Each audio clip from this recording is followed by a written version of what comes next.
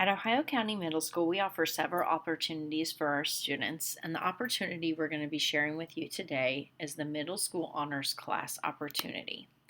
So, what are honors classes? Honors classes are classes that are taught to students that typically are at a higher standard than what's usual for a student at that particular stage of their education. So, what I mean by that is all students are expected to take specific classes each year they're enrolled at the middle school. And those classes have particular standards that they're expected to learn throughout the year. Honors classes still meet those standards that are expected to be taught. However, they're taught at a more deeper level and a more accelerated pace. That's what makes them different from the typical class at that grade level. So, how does your child get into honors classes? A committee will meet that will include grade level teachers, the testing coordinator, the school counselor, and administration. This committee will meet at the conclusion of the year or in the spring before the conclusion of the year to look at a variety of data and try to determine who would be best suited for honors classes. The data that we use includes STAR assessment data. The STAR assessment is something that students take in the fall, winter, and spring in the areas of reading and math. This screener allows us to see student achievement and student growth throughout the year. The iLearn assessment is something that students in grades 3 through 12 take in the spring. Data for iLearn will not be returned to us until the summer or fall. So for this reason, we look at the previous year's data in the areas of reading and math to help us determine whether or not a student would be best suited for honors classes. The MAP assessment is a screener that students take in the fall, winter, and spring. This allows us to see student achievement and growth throughout the year in the areas of reading and math. And then we also look at students' grades. We feel that students' grades reflect both ability and effort, and in order to be successful in the honors program, you need good effort and also good ability when it comes to learning. So for that reason, we do look at grades as an additional piece when reviewing student data. The current honors opportunities are as follows for each grade level.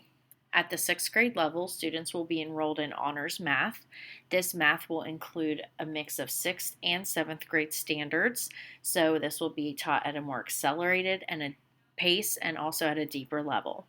The students would also be enrolled in the same English course, so this allows for their teacher to move at a deeper level and a more accelerated pace throughout the grade level standards. They will also be enrolled in Spanish, and then they have a cadet teaching opportunity. Cadet teaching is where students are assigned to work with an elementary teacher and assist within their classroom. At the 7th grade level, students would be enrolled in pre-algebra for math. Pre-algebra is typically the math that is taken at the 8th grade level, but since students will have that honors math piece at the 6th grade level, they will be moving into pre-algebra a year early. They'll also be enrolled in the same English class for the same opportunity to learn at a more accelerated pace. They'll also have Spanish and a cadet teaching opportunity. At the 8th grade level, students have several opportunities to earn high school credit. They'll be enrolled in algebra for their math. This is for high school credit, so they will earn 1 credit in the fall, 1 credit in the spring for algebra. They'll be enrolled in an honors English course, which is just at a more accelerated pace. They'll be enrolled in Spanish, cadet teaching. They will take biology, freshman biology. So again, this is for high school credit as well. They'll earn a credit in the fall and a credit in the spring. They'll also take 1 semester of health at the high school level, which is for 1 credit. And they will also take preparing for college and careers for a semester, which is an additional high school credit. So you can see that if students remain in the honors program at the 8th grade level, they have the opportunity to earn 6 high school credits while enrolled within our middle school. One thing to note before moving on to expectations is that classes offered are always subject to change. These are always due to teacher availability. So as long as we're able to have the staff that can teach this content to the children, then these classes will be offered. In addition, we could end up with more honors class opportunities, but on the flip side could also be less, just depending on teacher availability. So what are the expectations for students that are enrolled in honors? One is that they maintain the workload that is assigned. As I mentioned when we were discussing grades, effort and ability work hand in hand when it comes to student success. These classes are typically working at a quicker pace, so students might be expected to be a little bit more independent. They may have more projects or more homework than normal, and in order to be successful, they will need to maintain that workload and stay on top of their assignments. And then the other is they need to maintain their grades. They cannot have anything less than a C, otherwise they may be reviewed for their enrollment within the honors classes. The reason we have this expectation of no less than a C is at the high school level, students that are enrolled in honors classes have this expectation. We feel that mimicking this expectation at the middle school level will help prepare our students for when they get to high school. So what happens if your student is enrolled in honors classes but they're not meeting the expectations? Every time a report card is issued, so at the conclusion of the quarter, at the conclusion of the semester, students may be recommended for exiting the honors program. Those recommendations could come from parents, teachers, counselor, teacher, or testing coordinator, or administration. If a child's name is brought up, then we will meet as a grade level committee. Again, it will consist of teachers from that grade level, the counselor, testing coordinator, and administration. That committee will meet, review data, and discuss whether or not we feel staying in the honors program is best or leaving the honors program is best. Either way, parents and students will be contacted and outcomes will be shared at that time. What if your child isn't recommended for honors, but is doing awesome in middle school and you feel like after a year or so may be best suited for honors?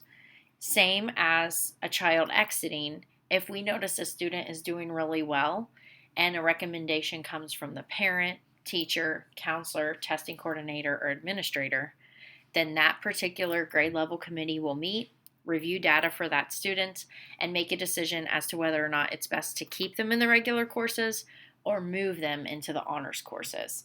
And again, parents and student will be notified if a change is going to be made to their schedule. So why take advantage of these honors classes? One is for opportunity. When it comes to learning, students all learn at different paces, different levels, and by being lumped together with similar thinkers, honors classes provide opportunities for those students that think at a deeper level or are performing at a higher level to be more challenged. And then another is increase of opportunity for future electives at our high school. So when we were talking about honors opportunities earlier, you saw that we had an opportunity for our 8th graders to walk away with 6 high school credits before they even go to high school. So that opens the doors for more electives to be taken, an extra year of science, an extra year of math, depending on whatever your student's passion is. At the high school level, we have several dual credit and dual enrollment opportunities. If you're not sure what those terms are, please visit our website and go to the guidance tab to watch our short video and learn a little bit more about that. But anyway, that's an opportunity for students to earn college credit while they're at the high school. So this honors opportunity at the middle school level opens up more doors once they get to the high school level, which is great. So if you have any questions regarding our honors classes, please feel free to contact your school counselor or administrator at the phone number that's listed below. You can also reach out to us via email. If you're not really sure how to do that, then you can go to our school website, go to contact, and then you can find us there and reach out in that way. So thanks for watching, and let us know if you have any questions.